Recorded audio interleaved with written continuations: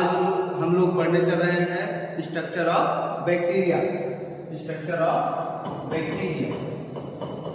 अब आपको याद होगा स्ट्रक्चर ऑफ बैक्टीरिया मैंने कल बनवाया है, ठीक है ना। तो फिर भी हमको समझना है कि एक बार फिर से बनाते हैं और समझते हैं कि ये स्ट्रक्चर क्या कैसे होता है और इसमें क्या क्या चीजें होती हैं। तो हमने कहा था कि देखो भाई सबसे बाहर एक लेयर होता है, ठीक है ना, और फिर इसके बाद एक इसके अंदर लेयर होता है ऐसे, और फिर एक इसके अंदर भी एक लेयर होता है, ठीक है, ऐसे। यानी यहाँ पे हम देख रहे हैं कि 3 लेयर हुए। अब यहाँ पे हम तीनों लेयर के पहले नाम लिख लेते हैं। देखो भाई ये सबसे बाहर जो लेयर होता है इसे बोलते थे हम लोग क्या, ग्लाइकोकैलिक्स। क्या बोलते थे, ग्लाइकोकैलिक्स। इसको क्या बोलते हैं, इसको बोलते हैं हम लोग सेल वॉल, ठीक। और इसको क्या बोलते हैं, plasma membrane. Plasma membrane. Confirm. हमारे पास 3 लेयर है हमारे बैक्टीरिया के पास। कौन कौन सा, ग्लाइकोकैलिक सबसे आउटर मोस्ट, फिर उसके बाद आपका मिडिल में सेल वॉल और सबसे इंटरनल में कौन सा पड़ेगा, प्लाज्मा मेम्ब्रेन। अब हमने बात किया था कि यहाँ पे कुछ स्ट्रक्चर और थे हमारे। देखो जैसे हमने कहा था कि देखो भाई यहाँ पे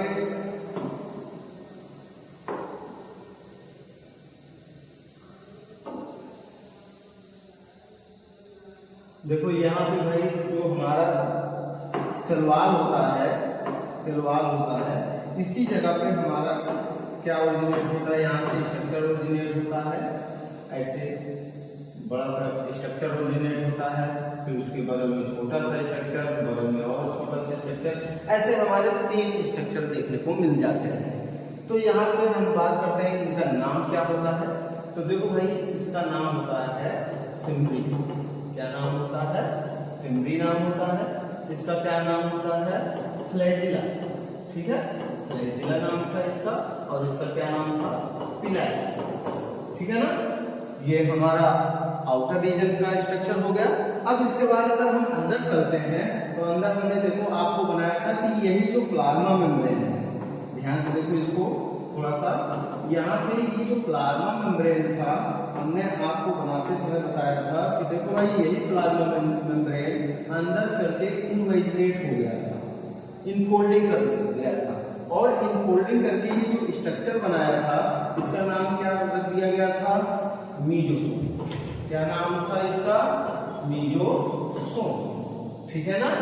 अब इसके अंदर और हम लोग देखते हैं तो हमने कहा था देखो भाई यहाँ पे हमको कुछ और स्ट्रक्चर देखने को मिलेंगे। जैसे हमने कहा था डबल सर्कुलर यहाँ पे एक स्ट्रक्चर दिखेगा और इस स्ट्रक्चर का नाम क्या था, प्लाज्मिड। क्या नाम था, प्लाज्मिड।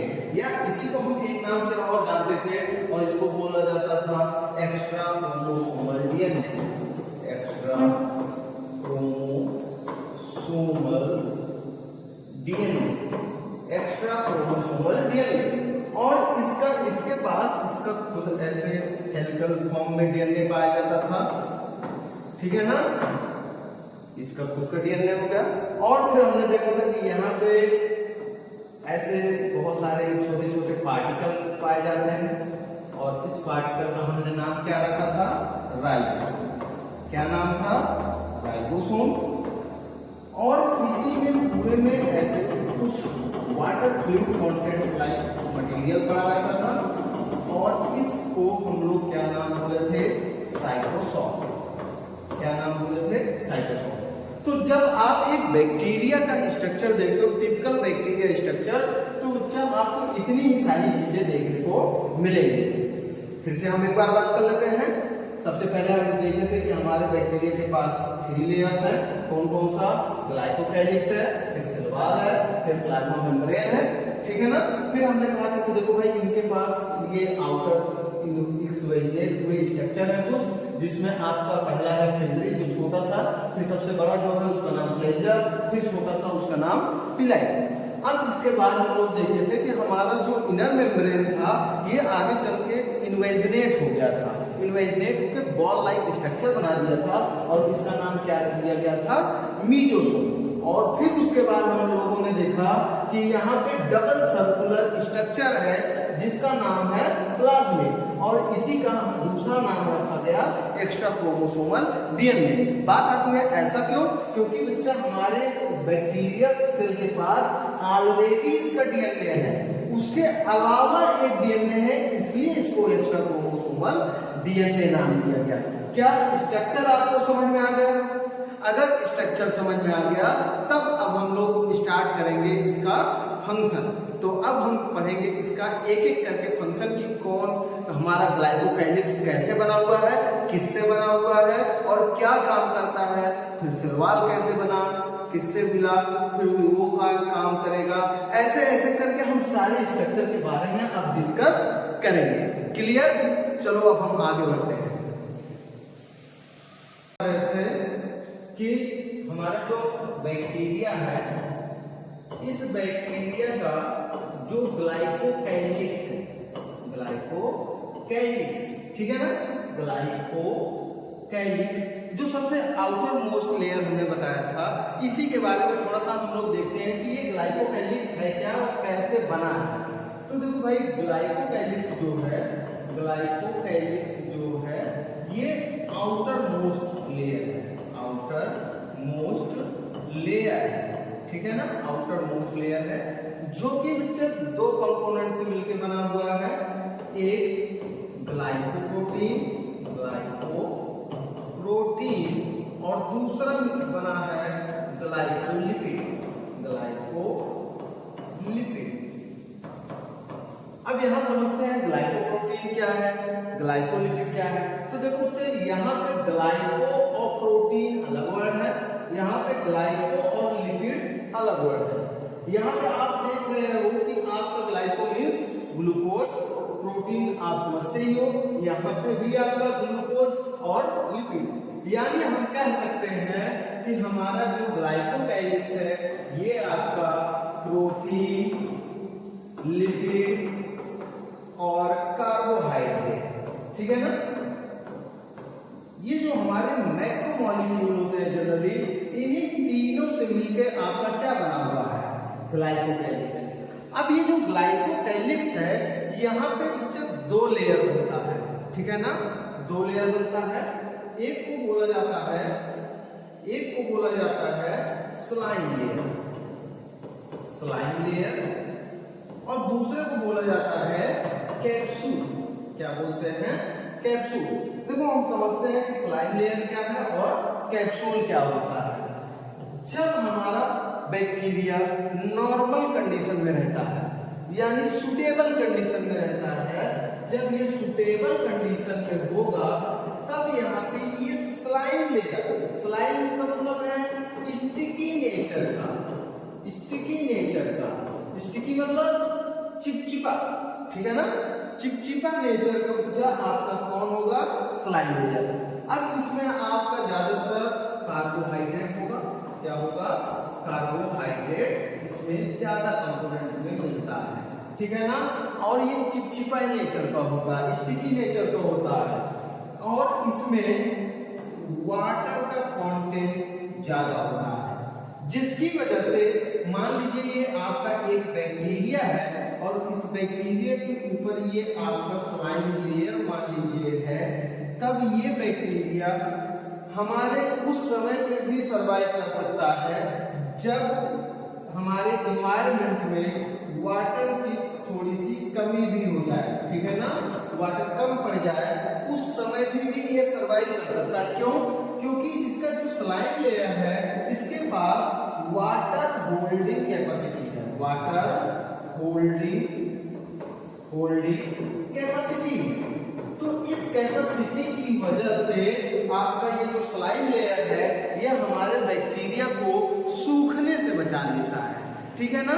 जैसे मान लीजिए हमारा बहुत ज्यादा हाई टेम्परेचर हो गया, तो आप समझते हो अगर हाई टेम्परेचर है और अगर बॉडी में पानी नहीं तो हम सूख जाएंगे, वैसे बैक्टीरिया भी सूख जाएगा, लेकिन उसके पास क्या है, स्लाइम लेयर है, और इसी स्लाइम लेयर होने की वजह से ही आपका ये सूखने नहीं पाता और बैक्टीरिया सर्वाइव कर जाता है।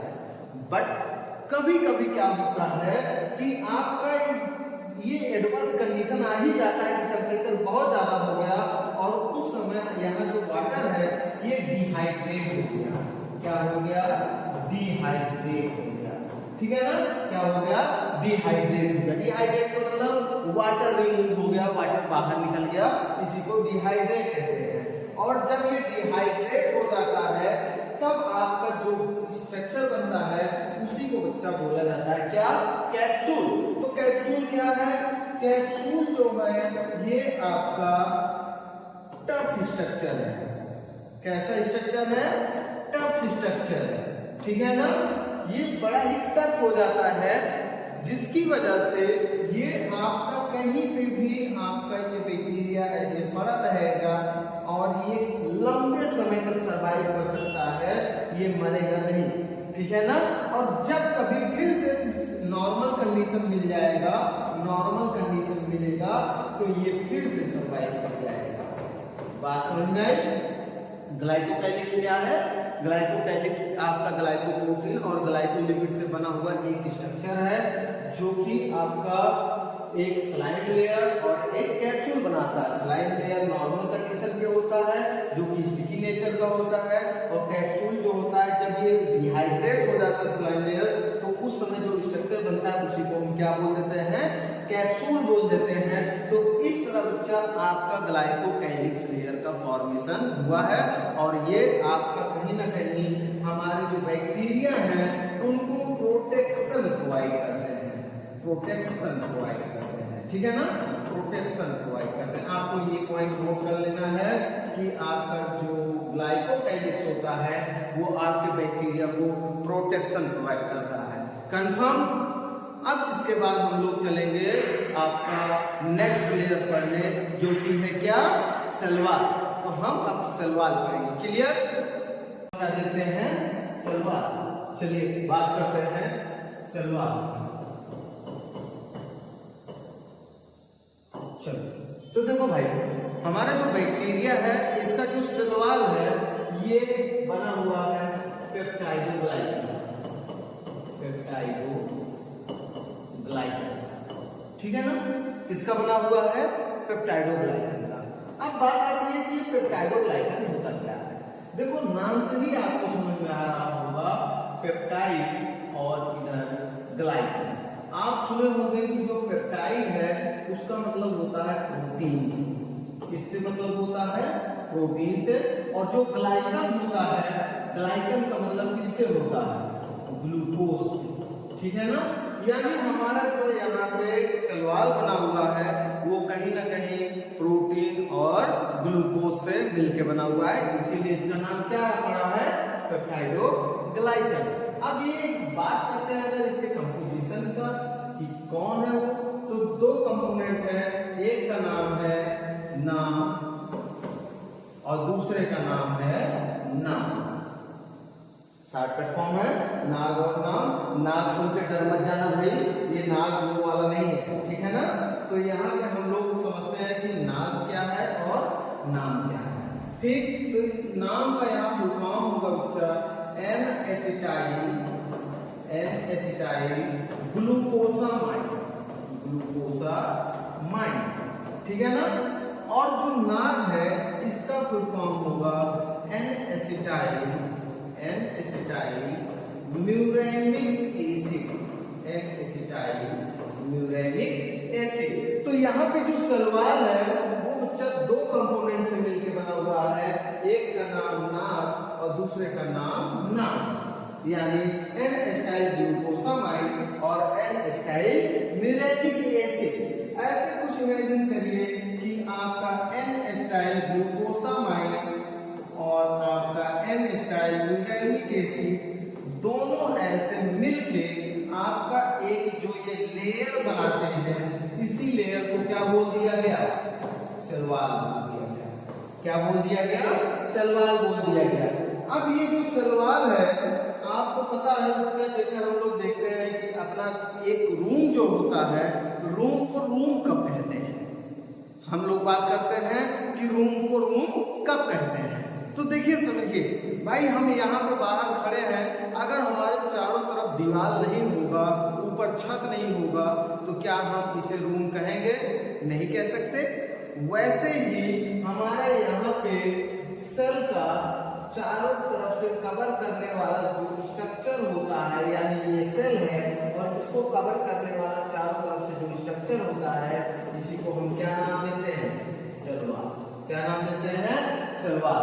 अब आपको याद रखना है, आपसे पूछा जाएगा कि आपका बैक्टीरिया का सेल वॉल किससे बना हुआ है, तो आपको बताना चाहिए पेप्टाइडोग्लाइकन। फिर पूछेगा कि भाई पेप्टाइडोग्लाइकन किसका कंपोजिशन है, तो आपको बताना है नाक और नाम का। ठीक है ना, नाम और नाम का। फिर पूछा जा सकता है नाम का फुल फॉर्म क्या है, तो एन-एसिटाइल ग्लूकोसामाइड, और नाक का क्या है? N-acetyl uranic acid.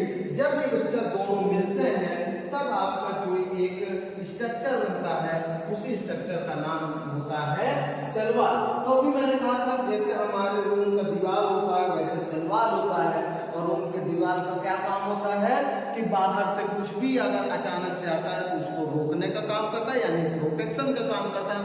वैसे मैकेनिकल सपोर्ट का काम करता है, वैसे यहाँ जो सेल वॉल भी है हमारा, वो भी क्या काम करेगा? प्रोटेक्शन प्रोवाइड करेगा। ठीक है ना, क्या करेगा? प्रोटेक्शन प्रोवाइड करेगा। क्या बात समझ में आ गई सेल वॉल की? क्लियर? सेल वॉल में कोई डाउट तो नहीं है? ठीक है ना। अब इसके बाद हमारा आता है प्लाज्मा मेम्ब्रेन। क्या आता है? Plasma membrane. Plasma membrane, membrane इसी को बच्चा सेल मेम्ब्रेन भी कहते हैं। क्या बोलते हैं?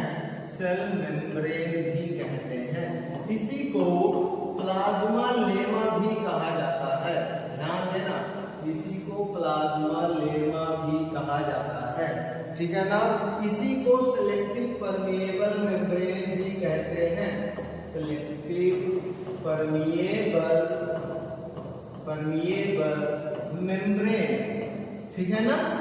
इसी को plasma membrane, cell membrane, plasmalemma, selective permeable membrane, ये सब इसी एक नाम है। अब देखो ये क्या था, तो मैंने आपको स्ट्रक्चर बनाया था।